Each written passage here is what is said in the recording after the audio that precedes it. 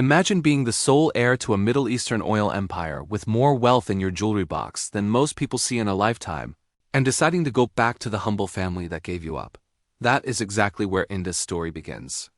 But if you're expecting a tearful airport reunion with flowers and hugs, you clearly don't know how these high-stakes family dramas work. Inda didn't come back for the money or the love she never had.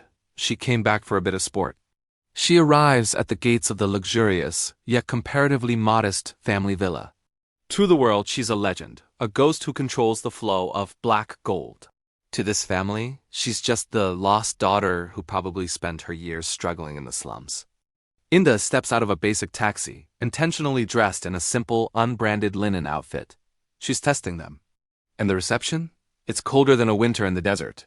The moment she walks through the door, she's met with the sharp, judgmental gaze of the fake heiress, a girl named Siska.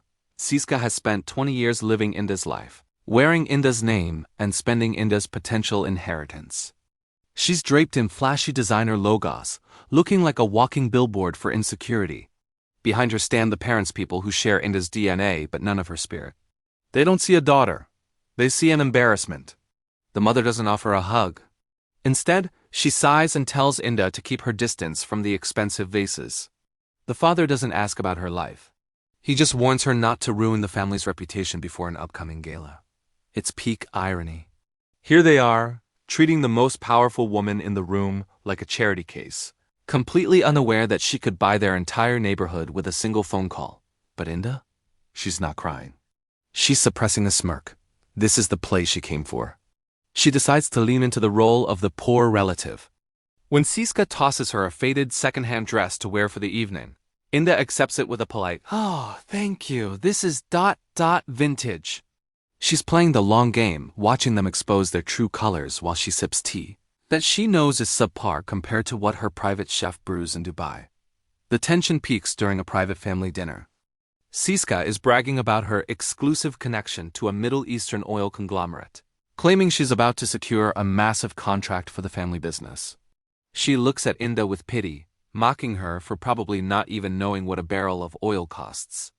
Inda just nods, nibbling on a carrot, and asks innocently if that conglomerate is really as prestigious as people say. Siska scoffs, calling her ignorant. Little does Siska know, the person who needs to sign that contract is sitting right across the table, wondering if she should use a blue or black pen to reject it. As the days go by, the Pembalasan Elegan, or the elegant revenge, starts to simmer. Inda isn't about loud arguments. She's about subtle chaos. When the family's business hit a sudden financial snag, they go into a panic. They need a miracle. Inda, while casually scrolling through her phone, accidentally mentions that she knows a guy who knows a guy. The beauty of Inda's character is her patience. She watches her biological brothers treat her like a maid, asking her to carry Siska's shopping bags. She carries them, but she also makes sure to accidentally leave the bags near the sprinklers. It's petty, it's hilarious, and it's the human touch that makes us root for her. She's not a robotic protagonist. She is a woman having the time of her life watching a pack of wolves think they were hunting a lioness. The grand reveal begins at the annual business gala, the very event her parents warned her not to embarrass them at. The family arrives with Siska, who is decked out in a tiara that Inda knows is a high-quality fake. She arrives in a gown that isn't just expensive. It's a piece of art, tailored by a designer who only takes 3 clients a year. The family is horrified. They think she's stolen it or gone into massive debt to show off. The father rushes over, his face red with anger, demanding to know where she got the money. But before he can finish his lecture, the room goes silent. The most powerful investors in the city, men who haven't even looked at Inda's father all night, suddenly drop their conversations. They've spotted a queen of oil. The look on Siska's face when she sees the city's elite bowing to the charity case is worth every second of the build-up. Inda doesn't scream. She doesn't throw a drink. She just smiles that calm, devastatingly elegant smile. When the chairman of the oil conglomerate, the man Siska was trying to impress, walks up to Inda and asks for her instructions on the new contract, the silence in the room is deafening. Inda looks at her stunned parents and her trembling sister. She leans in and whispers just loud enough for the family to hear, asking if they still think she's an embarrassment. The father tries to pivot instantly, putting on a fake smile, trying to claim her as his beloved daughter in front of the cameras. But Inda isn't having it. She politely corrects him, stating that she's just a visitor who found their hospitality quite enlightening.